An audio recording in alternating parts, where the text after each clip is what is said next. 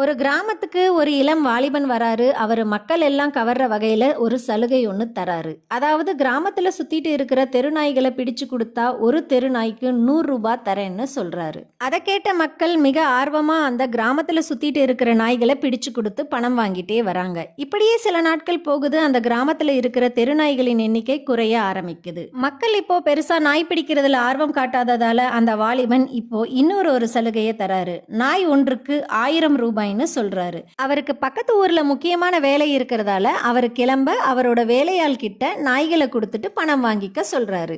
அவர் கிளம்பினதும் அந்த வேலையாள் நான் உங்களுக்கு ஒரு சலுகை தரேன்னு ஊர் மக்கள் கிட்ட சொல்றாரு. அவர் பிடிச்சு வச்ச நாயெல்லாம் என்கிட்ட தான் இருக்கு. இப்போ நீங்க என்கிட்ட 800 ரூபாய் கொடுத்துட்டு நாய்களை வாங்கிக்கோங்க. அவர் வந்ததும் அவர்கிட்ட கொடுத்து 1000 ரூபாயா வாங்கிக்கங்கன்னு சொல்றாரு. அந்த நாய்களை வித்துட்டு அந்த வாலிபன் ஊரை விட்டே கிளம்பிடுறாரு. கதையிலிருந்து என்ன தெரிஞ்சுக்கிட்டீங்கன்னு கமெண்ட் பண்ணுங்க.